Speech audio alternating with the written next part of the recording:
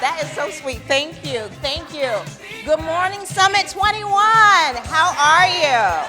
Well, I'm excited to be here. So I'll tell the whole truth. You know, my birthday technically was Thursday, but it's my birthday weekend. You know how you celebrate? Birthday twin, happy birthday, boo. Happy birthday. And so I am so excited to be here with you. You know, I spoke at Summit 21. I think it was in 2017. It was my first time at a really big, you know, speaking event here in Atlanta, and I was so excited. And so I'm really excited to be here with you today. Now, I have a question for you. How many of you want more time, more energy, and more money? Okay. This side, okay, hold on. This side seemed to get this. Let me come on. I know it's early. How many of you want more time, more energy, and more money? Okay, see, it's the commitment for me. It's the commitment for me, okay? So, I know I have a slide. Did I do it right? Am I supposed to push it? So, one thing I want to know is why we keep on living our lives in a way that don't allow us to do that, right? Do you live your life in a way that allows you to have more time, more energy, and more money, right? So before we get into it, I want to play a little game with you, okay? So anybody here like food like I do? Okay, yes, you know. One of the smartest things I've ever done is marry a man from New Orleans. So I've been eating good for almost the last 16 years of my life. And so I love food. So I want everybody to just, you know, play a little game with me, entertain me for a bit, and I want you to imagine your favorite meal, okay? I was gonna say dinner, but some people like breakfast, some people like brunch, you know? So I want everybody right now to just envision, even entertain me, close your eyes and imagine your favorite meal. Come on, drone. I want you to imagine your favorite meal. Now, my favorite meal is I love seafood. So I absolutely married the right person. I like salmon and shrimp, which I have for my birthday. My husband made it for me because he's from New Orleans, so he knows, right? I love an incredible glass of rosé because it's always so good. And so when I drink that with my food, it just is so great. Who else has a favorite meal that they want to share? Come on, book club. Who has a favorite meal? Come on. Come on, blue crab. Yes, yes. Okay. What's your favorite meal? Come on, oxtail. Yes, I love an oxtail. What about you? Come on, pizza. Pizza ain't never let me down yet, personally, right? What about you? Come on, yes. As a Liberian girl, I do. Love it, right?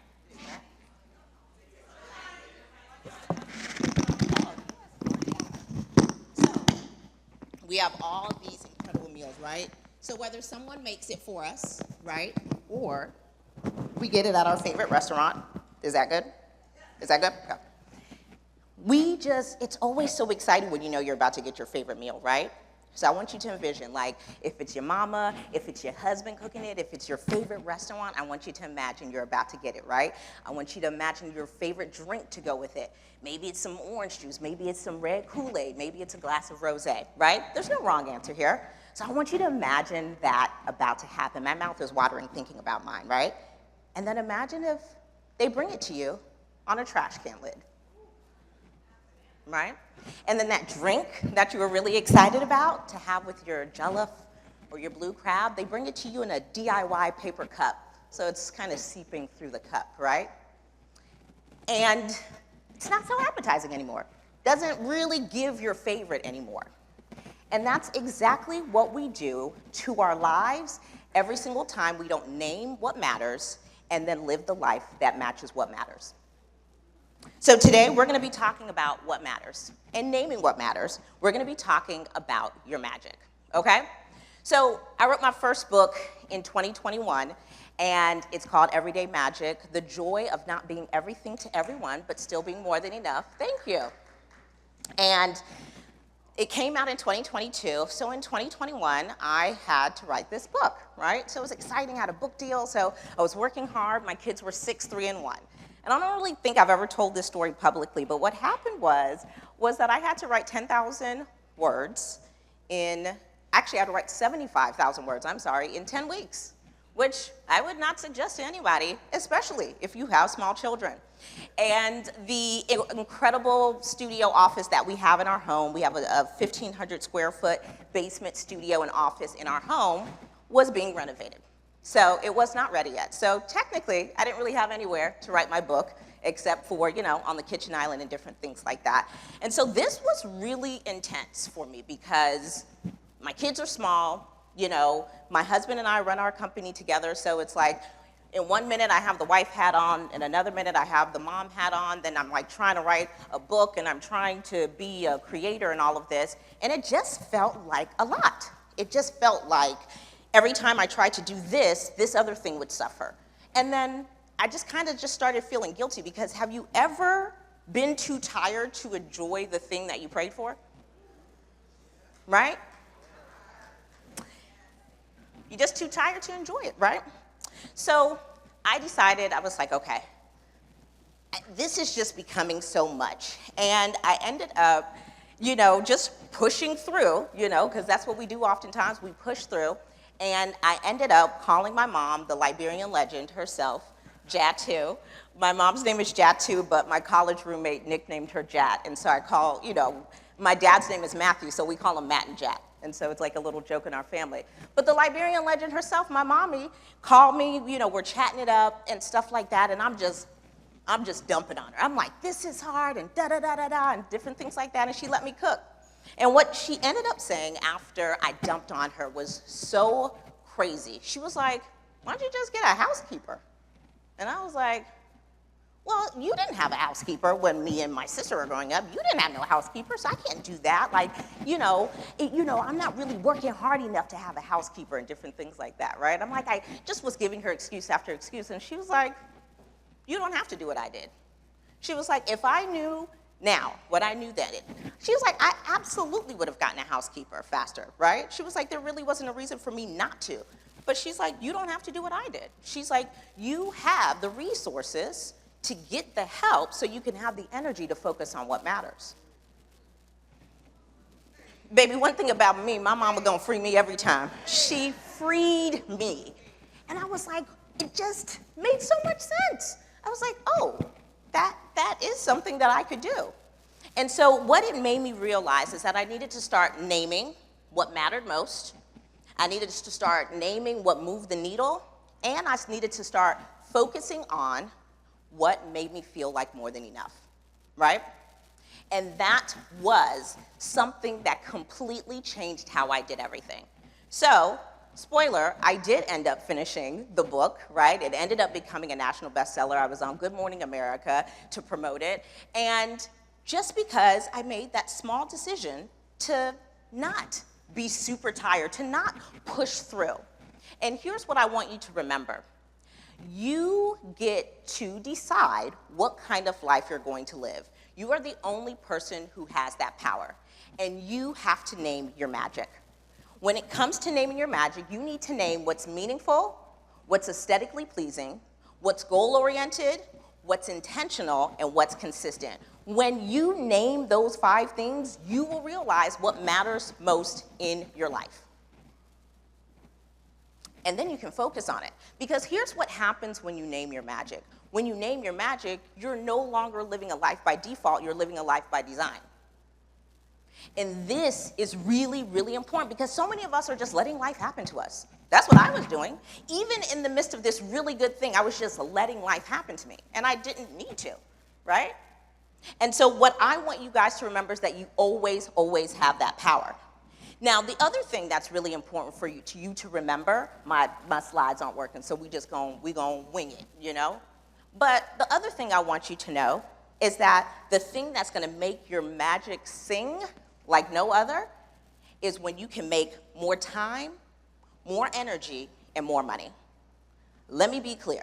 My life is good because I have the time to enjoy it, I have the energy to enjoy it, and I make good money. That's why my life is good. Does it mean you have to make 6 figures, 7 figures, 8 figures, 9 figures? I'm not saying that.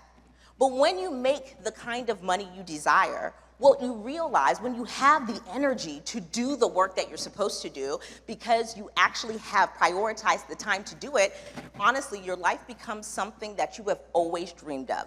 But it's no longer a dream, it's a reality. And so the thing that is really hard for you, though, is that you kind of feel a little bit of shame. Sometimes you feel like you haven't done enough yet, right? You don't have the life that you want yet. You're like almost there, or you're pushing through, because this little toxic voice keeps on telling you that you're not enough, right? This little voice just will creep in and be like, you know, you should be scared. You should be doubtful. You should have anxiety. And I'm here to tell you that you don't have to tell yourself that story anymore. That's what I like to call the tragic. It's the anti-magic. The tragic is this little toxic voice that keeps on telling you why you can't do something, why you can't be the woman that you want to be. And the thing that I would hate for you is for you to get to the end of your life and get to heaven and for God to play you back the life you could have had but didn't because of the story you kept telling yourself. Because let's be clear, the tragic isn't the algorithm, right? The tragic isn't just the haters. The tragic is the little toxic voice that keeps on nudging you, and it is your responsibility to stop listening to it. Let me be clear, part of being human is that voice is gonna come up. There's really no way to eliminate that voice, right? But you have to decide every single day to not listen to it. The tragic is crazy because it is tired. It's going to keep you in tired routines that you know you need to break. It's reactive instead of proactive, right? It's avoiding instead of addressing things head on. It's grinding instead of intentionally doing good work. It's inconsistent, and it's comparing. And we all know that comparison steals joy. And this is why you have to mollywop tragic every single day. You can't play with it. We be playing with it, right? And let me be clear, tragic is not playing with you. Every single day, you have to give it that Viola energy like, girl, I know you lying. Every day. And so when you understand that you cannot play around with the tragic, what you realize is that the way you can quiet that voice every single day is by naming what matters. And that's what we're going to talk about today. Our mission today, our magic mission, is for you to establish the 3 pillars that make your life magic, right? And then actually go do it. I don't care about you being impressed by me. I don't care if if you like this, great, right? But what I really want for you out of this is results, right? Does that sound like a plan? Okay. So we talked about what matters most. What I will say, when it comes to magic, within 3 pillars, time, energy, and money, you can thrive in home, life, and business, right? So the first thing is time. You need to maximize your time. You have to maximize it. And time is literally how you live your life. It's literally how you live your life. If I say, hey, how old are you? Guess what you're going to tell me? You're going to tell me a time. Every day when you have to go to work, guess what? You have to be to work at a certain what? Time. Time is literally life. And let me be clear, a lot of times we tell ourselves a lie, like if I just get a little bit more organized, I'll have some more time for myself. And let me be very clear that that is a load of crap. Time and maximizing it has nothing to do with quote unquote organization, it has everything to do with identity. The way you handle time is a reflection on who you think you are. Because it always starts with identity. The way you handle time is a reflection about what you believe about yourself. And so really what happens here is that you end up, I'll be honest with you, a lot of us wake up, I've been here before, raise your hand if you've ever woken up and you're like, okay, what I need to do today? You're like just coming up with ideas of things to do today to be like, you know what, I worked, I did something good, You're coming up with ideas, right, for what to do instead of just knowing what to do, right? Isn't that the worst feeling when you get up and you're like, I know I need to be doing something, but, it's like, okay, I got to go to work, or I got to deal with the kids, but you don't feel like you're doing anything that, like, matters to you, right? Isn't that the worst feeling? And the issue is that you're idea rich but time poor. And the reason why is because you're so busy about thinking about what to do that you're using the time that you should be using to be doing good work. And that's because, essentially, you don't have a plan. We're going to break down the magic plan method. Because when people realize how to actually use their time, because here's the thing, there's not one person in here, no matter what your background is, no matter how many degrees you have or don't have, there's nobody in here who can stop time, but everybody in here can control their time and use it as they see fit. So the first part of your plan is prioritize, don't plan, right? Little oxymoron there, but most people don't use their time wisely because you don't have priorities. You have not named what is the most important thing. When you are clear on what the priorities are in your life, set goals and then prioritize them. A lot of us are setting goals because it looks good, you know? Oh, running a marathon would be cool. Oh, let me go to Dubai because that would be cool and different things like that. Is that a priority to you? You know? And the reason why you start listening to the tragic, which you know can be avoiding and different things like that, is because you're so busy trying to get stuff over with. Let me finish work real quick. Let me finish dealing with these kids real quick. Let me go to this job real quick because I'm going to retire, right? But the only people who want to retire are people who hate their lives. And also, newsflash, you don't ever stop working. So you might as well create a life where you do work that you enjoy, that matters to you. And I'm not just talking about clocking in, and I'm not just talking about entrepreneurship, the way we take care of our kids, the way we take care of our spouses, the way we take care of our aging parents, right? All of these things are work. Tending to a house, anybody here own a house? You're not gonna stop working if you live in one. That's how that works, right? And so you've got to prioritize and not plan. What are the priorities for you in 2025? If I did a hot seat right now and told somebody to come sit up here and stuff like that, who could tell me their 3 goals and then what they're doing to accomplish those 3 goals in the next year? Right? Most people cannot do that. Most people cannot do that. You've got to prioritize, because if you got it right now, because it's not too late, right? We're about to enter June, but it's not too late. If you say, these are my 3 goals for 2025, it doesn't have to become daunting. All you have to do is prioritize and then backtrack, right? Reverse engineer. Set your 3 goals, then create quarterly goals to them, right? Then create monthly goals, then create weekly goals. Then you break that down each day, and then when you get up, you don't have to think about an idea of what you should do because you're so focused on your goals. So prioritize, don't plan. Next, list it out. Girl, write that down. Write it down. We are so focused on doing things off of memory that we can't do things that matter. You don't get a special medal for trying to remember everything that you have to do. And I don't know why women are obsessed with this. We just be like, I gotta remember, you know? My mom always says, the faintest ink is better than the sharpest memory. Write it down. Write it down. And then you free yourself, because now all you have to do is just look at your list.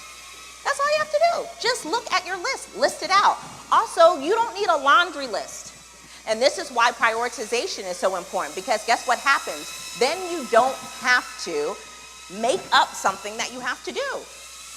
I'll be honest with you. You really only getting 3 non-routine tasks done a day, like from completion. But here's what actually happens, right? Anybody have a planner, whether it's digital or physical? What happens is, right, planner people, come on. And if you don't, you can get the Everyday Magic Planner.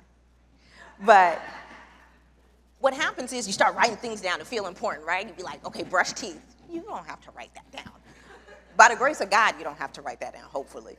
Right? But you're just writing things, right? And so then you have a laundry list of like 14, 15, 16 tasks, right? But here's what happened. You might get those little BS tasks like brush your teeth, get dressed done. But then what ends up happening is you have like 12, 13 tasks that you did at 10% versus 3 tasks that you completed at 100%. Just do the math. 13 tasks at 10% versus 3 at 100% is still 300% versus 130%. And let me be clear, your worth is not tied to your productivity. However, if you're focusing on what matters, then you don't hate your life. The goal here is to truly enjoy this one delicate life that you have. write it down. You don't have to remember, and also you will free your mind space. Every single time you write a task down, guess what you do? You close tabs in your head. How many people got 30 tabs open in their head right now? You would close them all up if you just wrote them down. You didn't even got to write in cursive. You can write in all caps with pencil. It don't even have to be fancy. Then you need to assign time blocks. This is one of my favorite time magic rules. I literally operate my day in time blocks. I call them the magic time blocks. They're AM1, AM2, PM1, PM2. I literally break my day down into quadrants. Because then what happens is when you break, guess what? I don't know who came up with this phrase, but we're going to use it anyway. At the end of the day, you got to eat an elephant piece by piece. I'm not sure why we're eating the elephant, but fine, you know? So same thing with your day. So AM1, right, and it's going to look different for everybody, right? Because the great thing about magic is that it's not one size fits all. You get to determine what it is. But for somebody like me, I have 3 young kids. I run a company with my husband. My AM1 starts around 5. But let's say for the sake of this example, it's 6 to 9. This is your foundational block. This is when you wake up and get time to yourself. And let me be clear, every single person in here, I believe every single person in here should create what I like to call morning margins. You should create a margin for yourself to have time to yourself before you have to go be anything else in the world. It will behoove you to spend it with God, but at least spend it with yourself.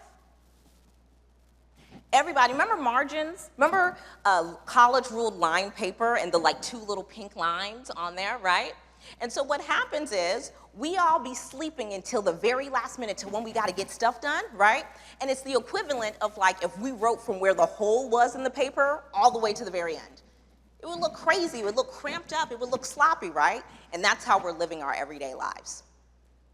So you need to create a morning margin, and so that's what your AM block is. It's your foundational block. So when you pray, it's when you journal, it's when you sit in silence and just give yourself a break, not to have to react to things. It's when you work out. It's when you get your morning light. It's when you just take some deep breaths and do some breath work. And then you start to transition into that, engage with your family, engage with your spouse if you are married and you have kids, and get yourself prepared for the day. AM2 is what I like to call your peak performance block. Baby, one thing about me, between 9 to 12, I'm gonna get that task done that makes me wanna say a 4-letter cuss word in front of my mama, done between 9 to 12, because that's when you have the most energy.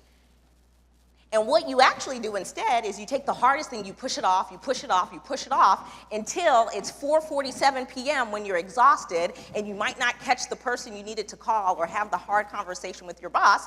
And again, you start setting yourself up for failure. AM2 is when you get the hardest thing done. It's what I like to call David or Goliath. That super hard task that you need to get done, get it done between 9 to 12.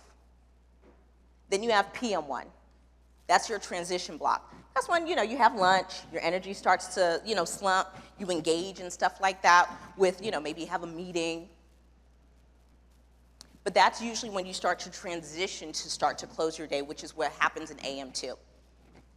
AM2 is from 3 to 6 p.m. PM1 is from 12 to 3. PM2 is from 3 to 6. This is when you close things down, prep for tomorrow. Okay, what I didn't get done today, I'm gonna push it off to tomorrow. That's fine, because you're not gonna all get it done in one day. Last but not least in your magic plan is non-negotiables. What are the non-negotiables for your day? I call these your daily anchors, your magic anchors. What are the things you gotta do every day? One thing about me is, unless we're on vacation or anything like that, I'm having dinner with my family every day. My kids are 10, 7, and 5. I know in a blink they're gonna be teenagers and then out my house and different things like that. So we have a non-negotiable dinner together. Sometimes it's Chick-fil-A, sometimes it's what my husband cooked, sometimes it's what I cooked. But we have dinner together every single day. That's one of my non-negotiables. What are non-negotiables for you that matter to you, that allow you to be the person that you want to become? And that's the question I have for you. When you're using this time, I have to ask you, who is it that you want to be? If you're married, what kind of wife do you want to be? If you're a mom, what kind of mother do you want to be? If you're a business owner, what kind of business owner do you want to be? Even if you're a side hustler, even if it's just day one. So that's your magic plan, okay? Prioritize, list it out, assign time blocks, and name your non-negotiables. Now, the second thing we need to talk about is energy. And there's 4 E's to energy, and you really do have to take this seriously, okay? When it comes to your energy, there are 4 E's. You need to be really, really clear on what you're eating. You need to be exercising. You need to be exhaling, because guess what, sis? You're not breathing. And you need to edit your environment. Because the biggest lie that everyone in here has told themselves, because I've told it to myself as well, is one of those tragic tales, right? Is that I just need to be more disciplined. I just need to be a little bit more motivated, right? But it's like, boo, I don't know if it's a discipline problem when it comes to you eating healthy, or if you just need to take the Oreos out of your pantry.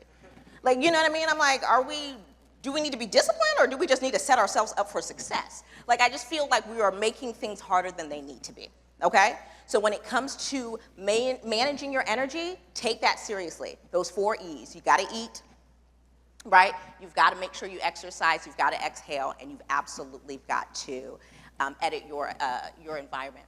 And last but not least, y'all, you wanna multiply your money.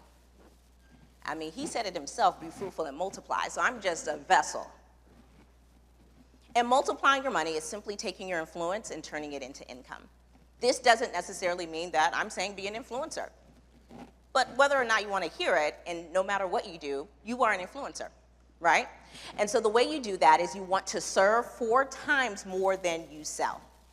So when you serve, and then sell, what happens is you build trust. You deepen trust, right? You start to build community if you're doing it online. You start to gain a reputation with your boss and stuff like that. So what I want you to remember is you've got to multiply your money by serving 4 more times than you sell. Now, they wrapping me up, but the great news is that if you click this UR code, you get my notes, and you can get this free magic playbook where I break everything down that we talked about. But here's what I want you to know. You deserve a really good life. You deserve the everyday magic of your life, but you are not entitled to it. You will have to go out and you will have to do the work to make your life meaningful, aesthetically pleasing, goal-oriented, intentional, and consistent. But you deserve it, so just go out and do the work. And let me let you know, if you feel like nobody is rooting for you, my favorite sport is cheering for you to win. All right? Thank you.